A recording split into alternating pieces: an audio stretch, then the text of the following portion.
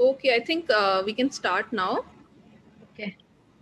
A very good evening to all. I welcome you all to the Oncology Academic Forum. So it's a very special day today. As we all know, it's Navratra and it is being celebrated all over the country in different forms. Also, many of us do not know that today Oncology Academic Forum is completing 1 year. So indeed, it is a special day, and we are highly obliged to have. I would request everyone to please mute their headphones.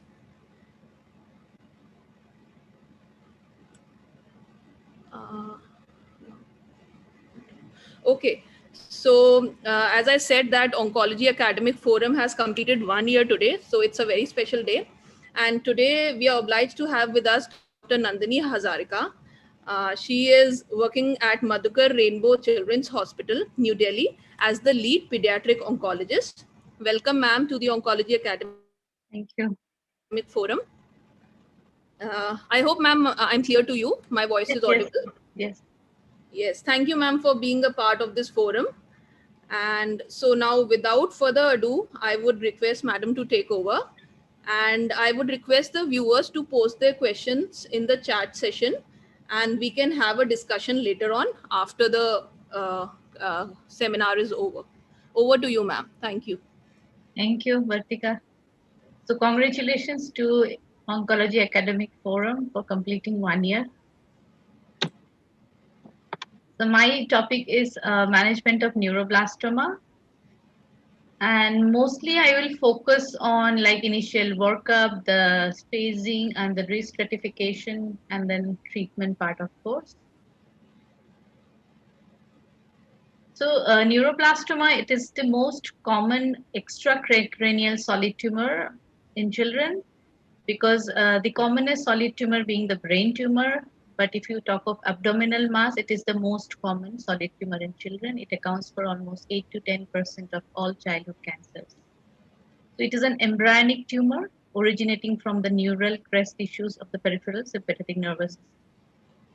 So almost 30% of neuroblastomas they arise from the adrenal medulla, and 60% they will arise from usually from the abdominal paraspinal ganglia, and the remaining is from the sympathetic ganglia in the chest, and the neck, and the pelvis. So you can see that in the sympathetic chain. So it can arise in the neck area, in the chest, in the abdomen, and retroperitoneal, and also the commonest being the adrenal medulla. So the manifestations of neuroblastoma is variable depending on the location of the tumor. So if it is in the chest, the symptoms maybe will be different. Whether if it's the abdomen, the symptoms will vary. If it's a retroperitoneal, then also symptoms will be different. So prognosis again is highly variable because there are some neuroblastomas in very young children, especially in infants. They are highly like very good outcome. They are mostly curable neuroblastomas, whereas there are neuroblastomas, high risk neuroblastomas in older children with very, very poor prognosis. So coming to the molecular pathogenesis, that majority, they don't have a genetic predisposition or a family history. But still, there are some germline mutations like ALK mutations, which we see in non-Hodgkin's lymphomas, can also be present in some of the neuroblastomas. And also another germline mutation, FOX2B mutation, can also be present. The ALK mutation, it is almost all familial neuroblastoma, which is only just less than 1% of neuroblastomas. And also some spontaneous cases which are not familial. There also in 6 to 10% cases you can get ALK. Because why I am talking about ALK? Because we have a drug against the ALK mutation. So this is another important thing, especially in recurrent refractory neuroblastomas. Then MYC and amplification, or this is an oncogene which plays a major role in neuroblastoma tumorigenesis. And if it is positive, that if it is the gene is amplified, then the tumors are mostly aggressive tumors. They have a poor outcome. So it is found in almost 20 to 25% of neuroblastomas. So another important thing in the pathogenesis is the tumor cell ploidy. So this is a DNA index, which usually, if it's a hyper-diploid DNA content, then it is associated with a favorable outcome.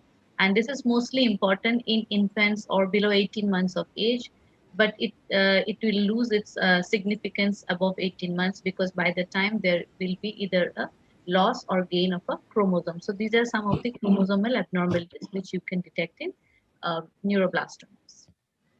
So this is just a kind diagram showing like a neural crest development. These are the stages of development, and these are some of these different drivers, these mutations. If the meek, you can see in the early part of the differentiation. So if there's a developmental arrest at this stage, so mostly these are high risk, stage 4 or less differentiate. When we call neuroblastoma, it is differentiated, that means they are a good risk. When they're less differentiated or undifferentiated, they are having a poor outcome or aggressive tumor. So you can see if the arrest happens here in the lower part of the development, then they are usually a more differentiated or localized tumors. So how do they present? Uh, Again, it depends on the location of the tumor, and almost 65% of tumors can occur in the abdomen. Adrenal tumor is more common in children than infant. In infant, you see more of a thoracic or cervical tumors. Majority of children are diagnosed by 5 years of age. So it is a disease you see mostly below 5 years of age, more so common in infants, and very rare after 10 years of age. So regional lymph node metastases are also noted in almost 35% of patients, and hematogenic spread commonly occurs, and usually to the bone marrow, cortical bone, liver, and skin. So on the metastatic workup, we need to look for these places. There's a lymph node involvement, whether there's a bone marrow, bone involvement, liver, or skin involvement is usually seen in infants with stage 4S disease, not otherwise in other neuroblastomas. So you can see this is a abdominal neuroblastoma. You can see crossing the midline, uh, and this is a thoracic neuroblastoma going again into the cervical area. So this patient we will discuss at the end, towards the end of my talk. So signs and symptoms depend on the location of the primary tumor and also the regional and the metastatic spread. So if it's an abdominal tumor, the child might present with an abdominal distension. In a small children or in infants, usually it is the mother who will notice the child is having a distended abdomen. Then there could be hepatomegaly also. Sometimes in very young children, 3 months, 4 month children, especially infants, they will present as a huge hepatomegaly, and when on investigation we'll find out that this is a hepatic metastasis, but and with a small primary in the adrenal. So we'll discuss later on about this is a stage 4S neuroblastoma, and they have a very excellent outcome. So then thoracic tumors are, again, they can present as Horner syndrome, where you get unilateral ptosis, meiosis, and anhydrosis. Then paraspinal tumors, again, like if it is retroperitoneal origin or from the paraspinal origin, then they can also present as paraplasia, paraparesis, urinary retention. So mostly these are features of cord compression. Then hypertension, then sweating, tachycardia, diarrhea. These are because of the secretion of the catecholamines or VIP, because most of the neuroblastomas, majority of them, can secrete catecholamines. Then periorbital ecchymosis, proptosis. This also sometimes a common feature of neuroblastoma. Then opsoclonus myoclonus syndrome. This is a paraneoplastic feature where you get rapid eye movements with ataxia. So these are some of these associated signs and symptoms. Then it's very common sometimes in very young children. You can see this periorbital ecchymosis. Uh, it's a spot diagnosis. If you see the child either with proptosis or with periorbital ecchymosis, you will know that's a neuroblastoma in your clinic. So you can see this is a raccoon sign. This is actually not very clear here because the child, we took the picture after one cycle of chemotherapy. So, but you can see this is ecchymosis. periorbital diagnosis. It was actually full black initially, but with chemotherapy it disappeared. But here at least you can visualize little bit here, like the color has no changed. You can see that there's a periorbital diagnosis. So diagnostic criteria. So as we do for most of the all of the cancers, like there we should have a pathological diagnosis from the tumor tissues. So either by light microscopy or with or without immunohistochemistry, if you have an unequivocal pathological diagnosis, or by electron microscopy. So there should be an unequivocal pathological diagnosis by a tumor tissue. Or if you have a bone marrow aspirate or a trifine biopsy containing an unequivocal tumor cells, or increase, and along with that, there's an increased urinary or serum catecholamines. Mostly we do an urinary catecholamines. So these are the diagnostic criteria. Either you have a tissue diagnosis from the primary or the metastatic site, or if you cannot do a tissue diagnosis, but if you do a bone marrow biopsy, which is positive for neuroblastoma cells, or along with if you have a high urinary catecholamine, you can establish diagnosis. But it's always better to get a diagnosis from the primary tumor. So in the workup, so you need to have an imaging study. So normally, most of the children when come to us, either they will have an ultrasound, because if you have an abdominal distension, most of the pediatricians will initially do an ultrasound. So you can get the ultrasound, or sometimes they also have a CT or MRI done. But for us, if to look for the primary as well as the metastatic workup, if we have a facility, it's better to do a PET-CT scan or a MIBG scan. Earlier, it is to be only MIBG scan, but now because the PET-CT is so easily available, and it can also pick up neuroblastoma, so we usually prefer doing PET-CT scan most of the time because of ease of doing it. But this theoretically, you can either do MIBG or PET-CT scan to look for the primary or metastatic. If we do not have all this facility, at least we can do a CT scan of the or MRI of the primary site if it is abdomen, and also you need to do a bone scan to rule out any bony metastasis. If we are not doing a PET-CT or MIBG, we need to do a bone scan. Then histopathological or tissue diagnosis, it is as we have already discussed, that it is the you have to get a tissue diagnosis first, and usually it is done as a guided true cut biopsy from a easily accessible site. If it is abdomen, it is easily, you can do an ultrasound guided. If it's a thoracic mass, you can do sometimes if you are doing a PET-CT at the same time, you can do a PET guided or CT guided biopsy. Or if you have a lymph node also, cervical lymph node, you can get the lymph node biopsy done. So then MIC and amplification by FISH. Once we do the biopsy on the same tissue block, we have to ask for a MIC and amplification test, because this is the oncogene which carries because it will prognosticate the disease, whether it's high risk, low risk. Then bone marrow biopsy aspiration again is a must for neuroblastoma workup. Then other parameters like blood parameters, we can do LDH and serum ferritin, because these are also sometimes prognosticate like they are high in aggressive tumors. Then urinary VMA. Usually earlier we used to do 24-hour urinary VMAs. Now or you can just get a spot urinary VMA done, and this will help you in the initial, because if it is for a follow-up case, like if you have if you the child has a tumor in the thoracic in the thorax, where you can't do an ultrasound in the follow-up, you have to do a CT scan, and you can't do CT scan so frequently in a child because of the radiation exposure. So then usually if at the baseline, if urinary VMA is high, then you can do for the follow-up, you can do a urinary VMA, because this is in secreting tumors, urinary VMA will start rising before you get some radiological feature. So coming to the treatment,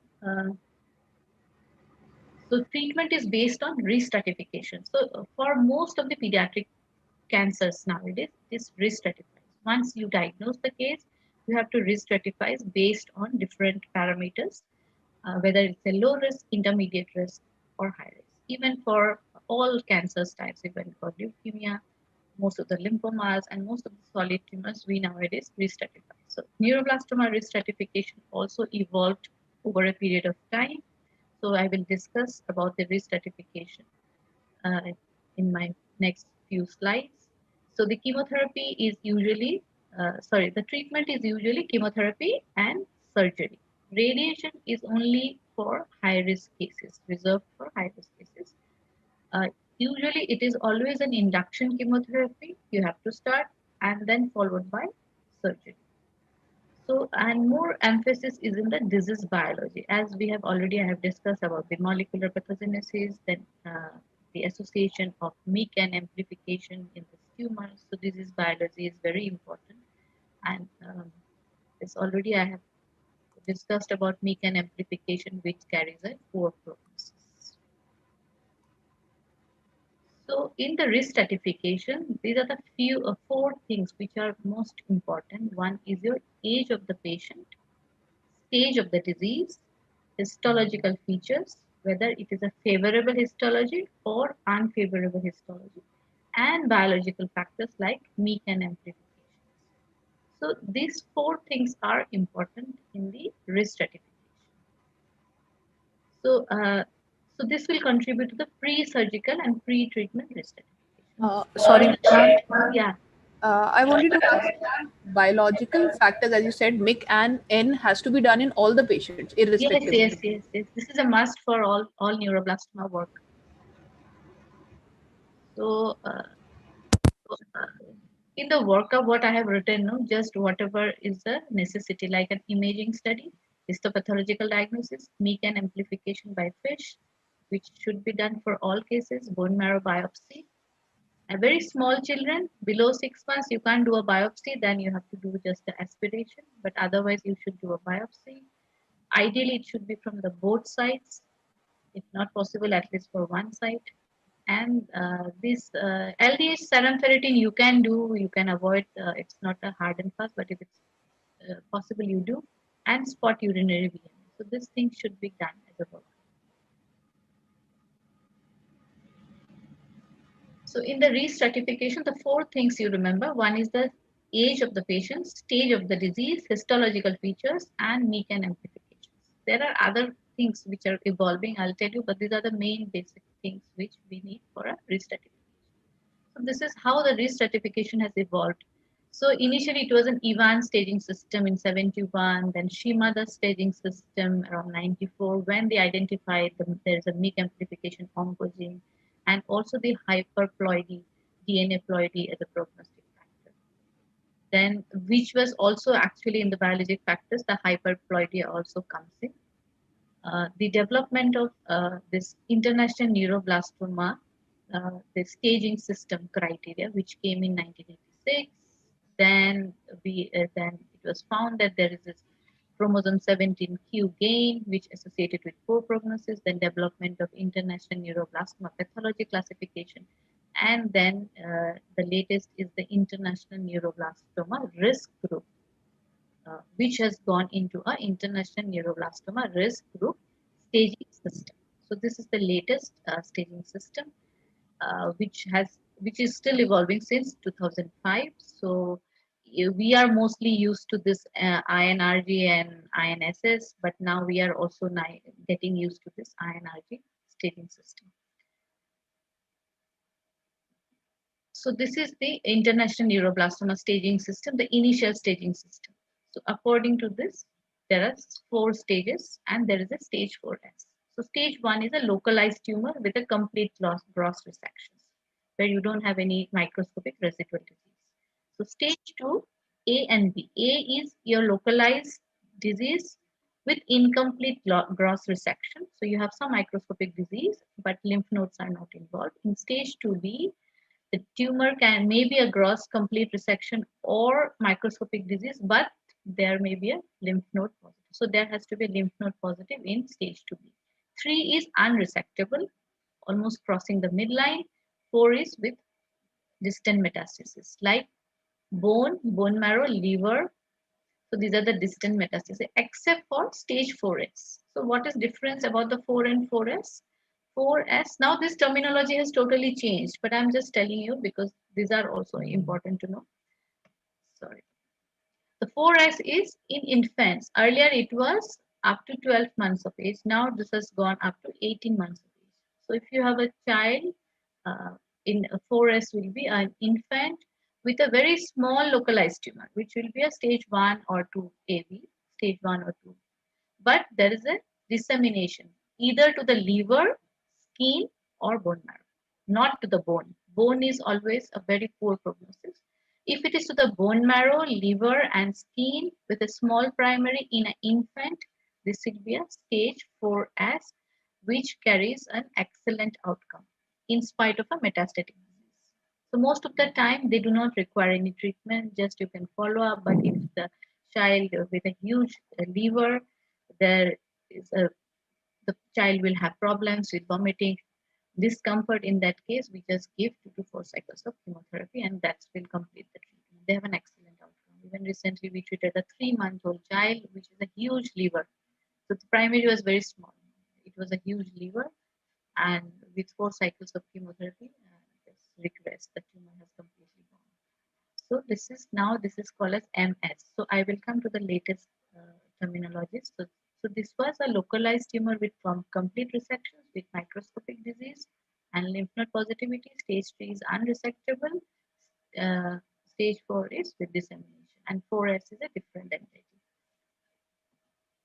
So this is another classification like international neuroblastoma pathology classification. So this is for the pathological classification. Like we have two histological criteria. One is favorable histology, one is unfavorable. So unfavorable mostly this is a stroma poor. So they are mostly undifferentiated neuroblastomas, whereas more differentiating neuroblastomas where the mitotic index is low. So in those patients, it is favorable histology. So in the pathology report, you have to always usually it is mentioned whether it's a favorable or unfavorable histology. If it is not mentioned, you have to always ask for the pathologist whether it is a favorable histology or an unfavorable histology. So if it is a ganglioneuroma or ganglioneuroblastoma intermixed, these are always favorable histology because they are going into the maturation stage. So they are stroma rich. So if they're going into undifferentiated, so they are unfavorable. And many of the times what happened in a good risk or intermediate risk, low risk or intermediate risk neuroblastoma, you are giving you have given chemotherapy and after that you have taken up for surgery. So post-surgery histopathology, you can see, though in the beginning they are unfavorable histology, but in the post surgery following chemotherapy when we after surgery when we do histopathology diagnosis, then you can see most of these tumors, sometimes if they are good risk tumors, they will go into a differentiating neuroblastoma. So that means they're going into maturation, so they are not going so your chances of relapse is very very low. So coming to, there are three risk group based on this criteria. One is low risk, intermediate, and high risk. So this is based on the previous classifications, like what we have discussed about INSS, International Neuroblastoma Staging System, stage 1, 2, except for more than 18 months, MIC amplified or unfavorable histology. Others, all stage 1 and 2 will have, they are low risk. They are below 18 months without MIC amplification, so they are low risk. So treatment will be surgery of the primary tumors except for stage 4S, where usually we don't do surgery most of the time. It's just a chemotherapy or sometimes just observation. So intermediate risk will be stage 3 tumors, less than 18 months, but non-MIC amplified, and stage 3 tumors more than 18 months with non-MIC amplified and favorable histology. So even if it's a more than 18-month child, because below 18 months is a favorable, and it is a stage 3 tumor, but MIC is non-amplified and favored, they will be intermediate risk. They are not high risk. So you have to always do the MIC and amplification because you see that MIC amplified carries a very important role in differentiating these patients into low risk, high risk, intermediate risk. So in the intermediate risk, usually the treatment is uh, chemotherapy first, followed by surgery. Usually 4 to 8 cycles of chemotherapy, like you give 4 cycles of chemotherapy do a assessment study. If there's a very good response, then you go for surgery. If not, then you can give another 4 cycles and do surgery. So that's what usually for intermediate risk is followed. So for high risk, because this is can't remember in one. There's a lot of confusion. Only thing is that you have to remember that if it is a MYC amplified, even stage 2 tumors with unfavorable histology will be high risk. Stage 3, less than 18 months, MYC amplified high risk. So any stage with MYC amplified will be a high risk disease. Or if it is not MYC amplified, then if it is a bone metastasis, stage 4 disease, then also they are high risk. So in the high risk, usually it is an induction chemotherapy, which usually these are the protocols, OPEC, COSAC. There's a multi-agent chemotherapy are used, or rapid COSAC, which is commonly used. We usually use the rapid COSAC protocol in our center. So chemotherapy, then you collect the stem cells, then you after the chemotherapy, induction chemotherapy, the surgical resection of the primary site, then you give high dose chemotherapy with stem cell rescue, kind of it's an autologous transplant, and you have to collect the stem cell little before because uh, later on the stem cell collection may not be good if you give too much of chemotherapy. And then if your bone marrow is involved, then also you have to take care that is bone marrow is clear before you collect the stem cells. And once you do a high dose chemotherapy, then patient is given radiation, local radiation therapy, and then followed up with 6 months of or 1 year after, usually after 6 months of maintenance, either some immunotherapy like monoclonal antibodies or cis-retinoic acid. So coming to surgery, so you should do a maximal tumor resections as much as with preservation of the organ or the neurologic function as possible. And it should be attempted after post-induction chemotherapy. Most of the time, even it's a very resectable good tumor, always it's better to give chemotherapy. But yes, you have to see whether it's a very low risk localized tumor, then it's surgery only. But that is very rare to find. So most of the time, it's intermediate or high risk neuroblastoma. So then it's better to give induction chemotherapy and then you resect. Survival benefit for more complete resections even in high risk disease. So for high risk disease also we have to, even in a metastatic disease, we have to try for a complete resection. And vascular encasement is a common finding in neuroblastoma. So it should not be a contraindication to uh, surgery, because even after chemotherapy, we see many of these neuroblastomas are just, they are encasing these great vessels, especially in abdominal neuroblastoma, the aorta. So it's always very difficult to remove all tumors, but at least maximum safe resection should be done. So this is the latest neuroblastoma risk group staging system. So according to this staging system, the stages are totally different. It's not stage 1, 2, 3, 4. It is an L1, L2, M, and MS. So this stage 4S, what I described, is now called as MS. L1 is a localized tumor not involving any vital structures as defined by the list of image-defined risk factors. So I'll come to that image-defined risk factors list. And it is confined to one body compartment. That means either it is confined to the neck or the thorax or the abdomen or the pelvis. So this is called one body compartment. And there is no image defined risk factors as per the radiological image. Then L2 is a locoregional tumor with presence of one or more image defined risk factors. And M is a distant metastasis, except for MS. MS is again metastatic disease in a children younger than 18 months of age. Metastasis confined to skin, liver, or bone marrow. So this is little simplified. Now this is a pre-surgical staging. So earlier staging was kind of a post-surgical staging system, because whether it's a completely resected or not. But now it's more important to have a pre-surgical staging system, because most of these tumors will get chemotherapy first. So these are the IDRFs, the image-defined risk factors. So, so the role of radiologist is very important now here because they will describe all this uh, IDRFs, like in the neck, if it is whether we have to look for whether it is encasing the carotid artery, vertebral artery, intermandibular, like this, like for abdomen, whether tumor is infiltrating the porta hepatis. So this is a long list. You can go through all this. So if this any of this image defined risk factors are not there in the localized tumor, it's L1. If one or more of this is present, then it is L2. So this is a new risk stratification based on this INRG staging system. So there is a very low, intermediate, high risk category. So earlier it was a low, intermediate, and high risk category. Now there is a very low, high risk, intermediate category.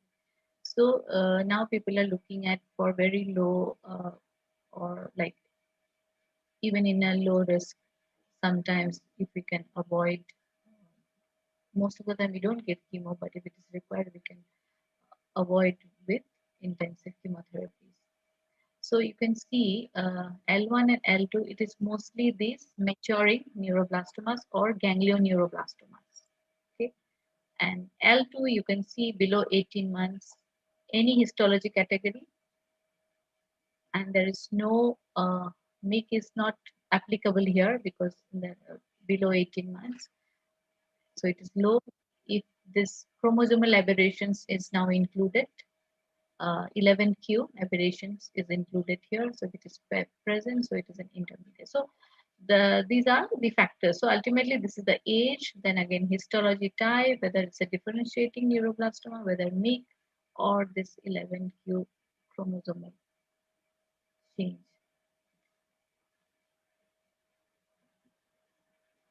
So this is coming to the intermediate risk neuroblastoma risk stratification and management. So this is again a long list. I have actually in my next slide I have given the details of few articles. This is one from the ICMR consensus guidelines. So you can go through it because the how many cycles, what are the chemotherapies, these are written here. So mostly it is a for chemotherapy. Mostly it is etoposide and carboplatin. Usually it is given in low risk patients along with cyclo and doxorubicin. And in stage 4S patients, because they have a very good outcome and very small children, so we try to avoid the adriamycin as far as possible. We give carboplatin and etoposide, but if it's required, we give. And otherwise, it is a 4-drug regimen: carboplatin, etoposide, alternating with uh, this cyclophosphamide and adriamycin.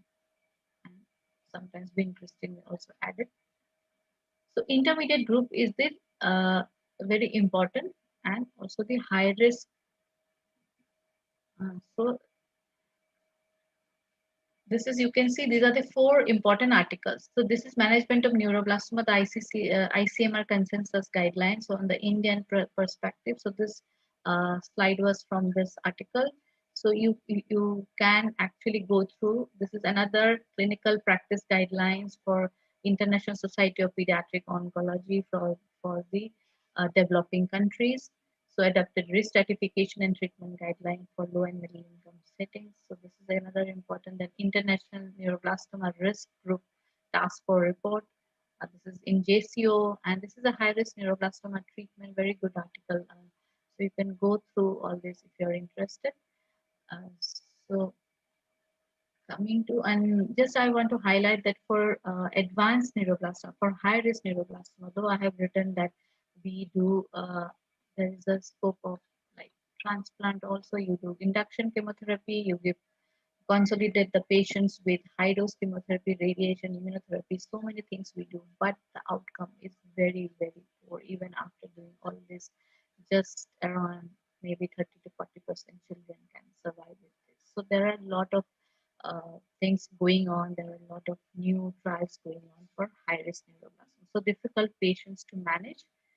Uh, Sometimes if you just palliate, that is also good, but you always tend to treat because these are small children. But even with so many of this intense treatment, if they are MIC amplified, very poor outcome.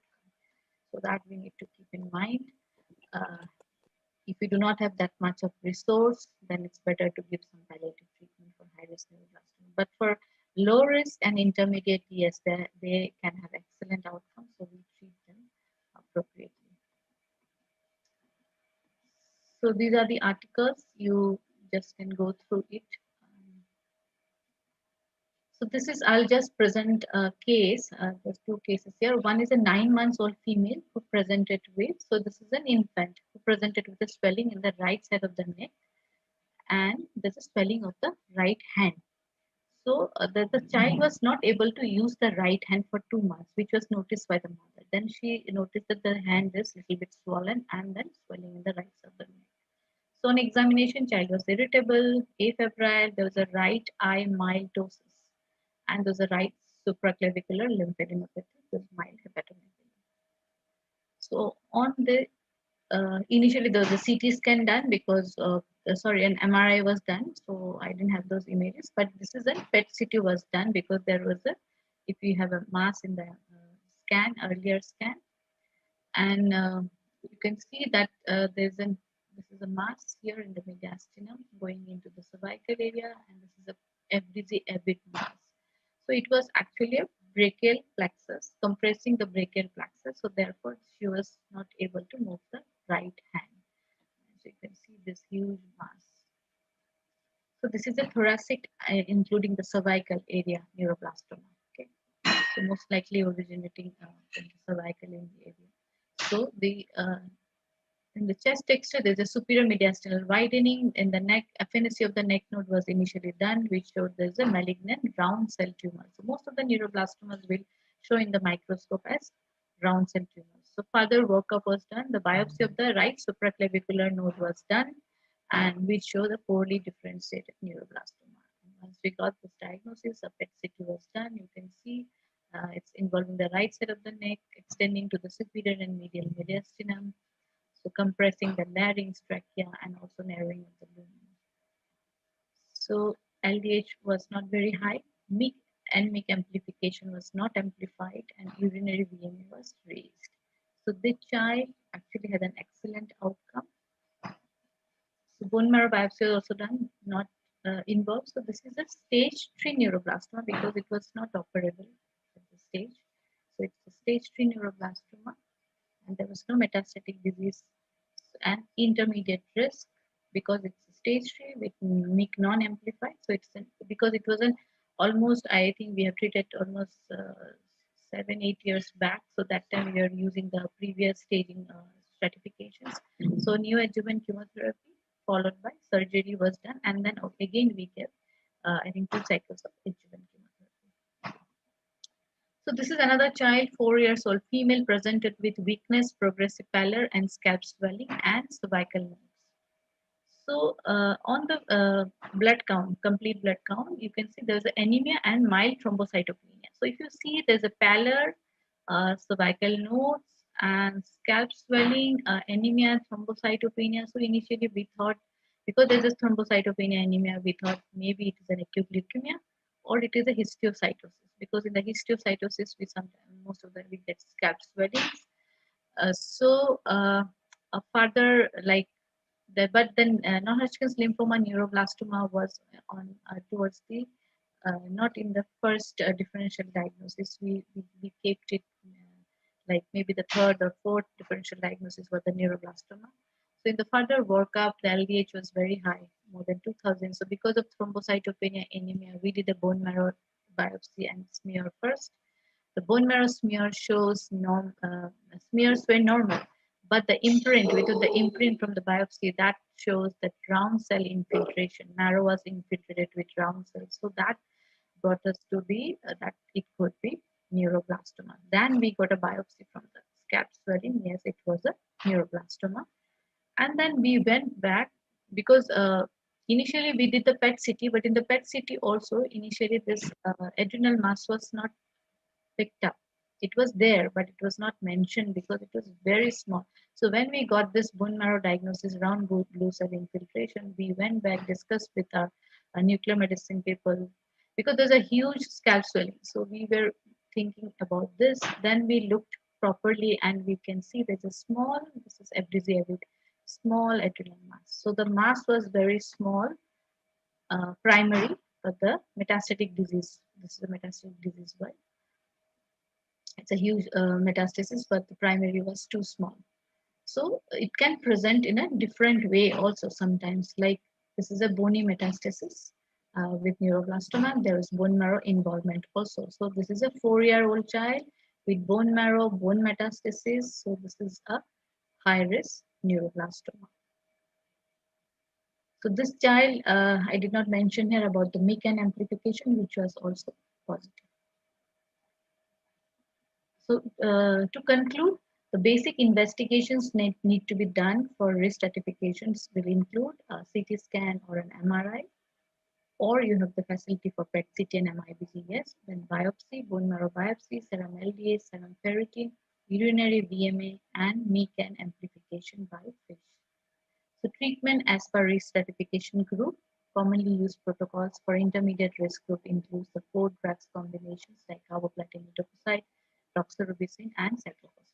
For high risk, need more intensive protocol and a lot of supportive treatment. Even with intensive treatment, each high risk neuroblastoma carries poor outcome. Stage 4S needs the stage 4S neuroblastoma. They need chemotherapy in case they are symptomatic with huge hepatomegaly. So thank you so much. In case I think uh, questions I'll take up and Ma'am, Ratika can moderate. Yeah. Yeah, yeah. Thank you, ma'am. It was an ma- exhaustive session. ma'am, radiation part, ma'am.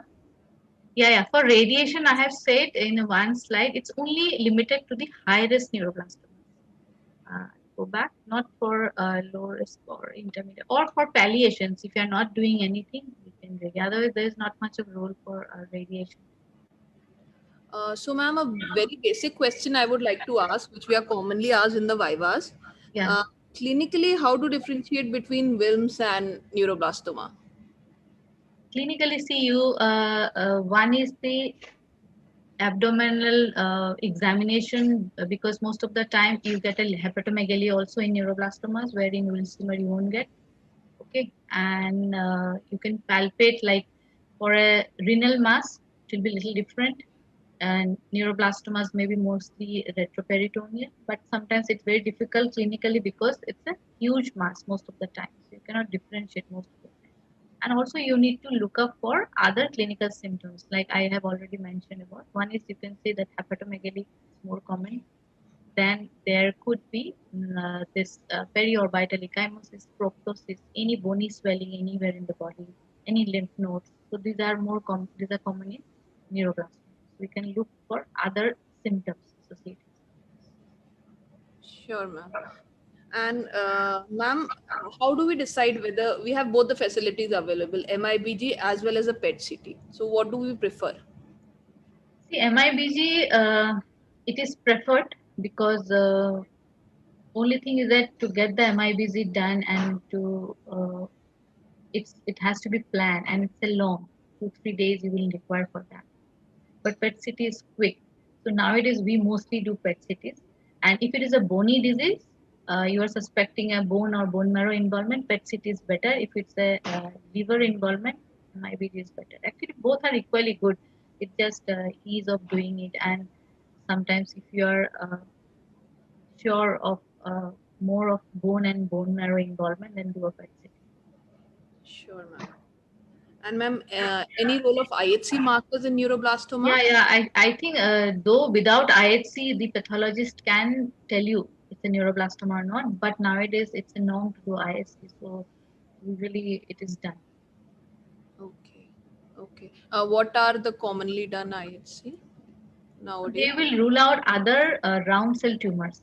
So that is the usually they will do it. Okay. Okay. So So the other differentials for round streptomycins, tumor. desmin, so all this will be done. Other the Ewing sarcomas, so other round cell tumors has to be ruled out. Okay. Okay, But ma'am. it is slightly different actually neuroblastoma, though it's a round cell tumor. It's a typical stroma, reach, and pore. So you can actually differentiate it most of the time in microscope.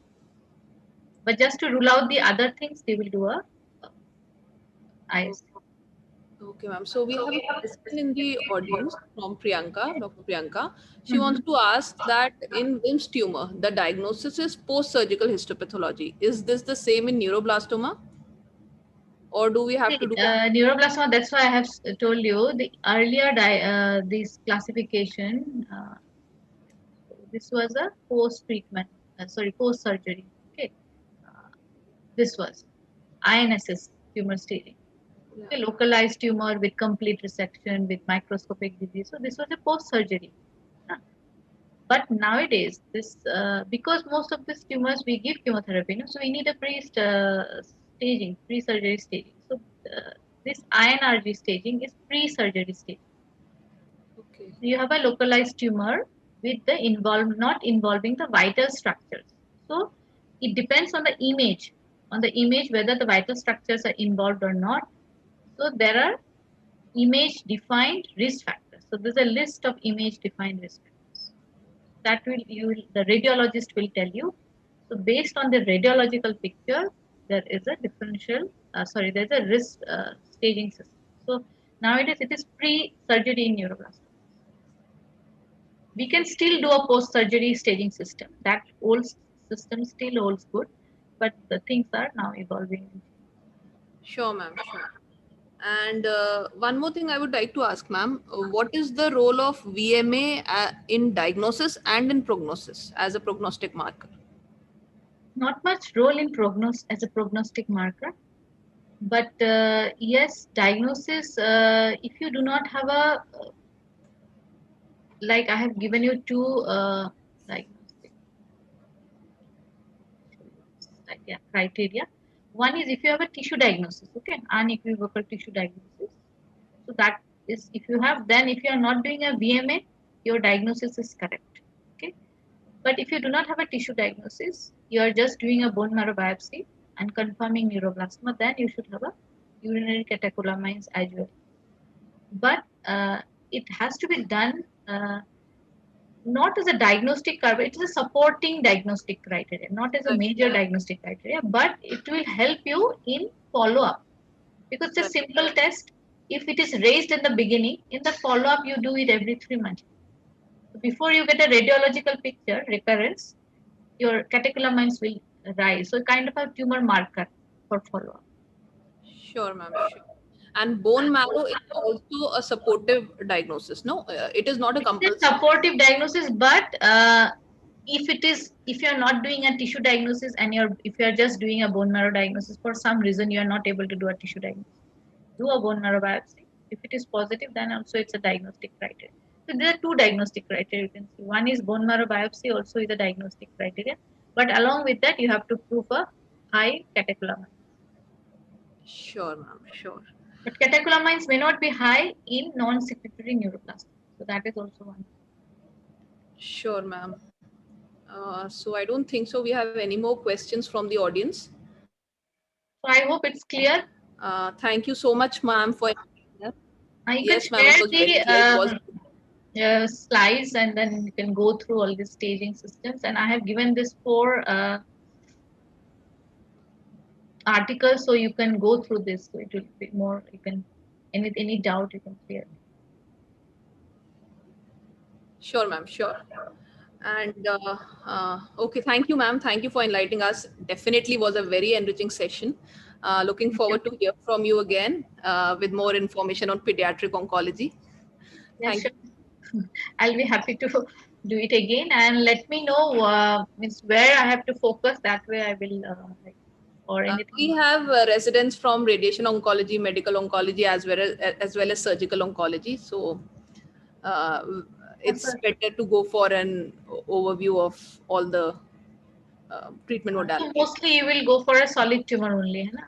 Solid Yes. tumors we can again discuss other. Sometimes radiation oncology for pediatric tumors, it's the brain tumor where the radiation role is the role. It's the highest role in pediatric tumor is the brain tumor. Otherwise, not much in other tumors. Only for a higher risk. So we can sometimes discuss brain tumor also, especially for uh, radiation oncology. Sure, ma'am. Sure. Thank you, ma'am. Any Thank other solid tumors, like we were discussing about hepatoblastoma, we can talk sometimes whenever you want. Yes, ma'am. We would like to have a lecture on hepatoblastoma also. So, okay. Thank you so much. Thank you, ma'am. Thank you once again. Yeah. Okay.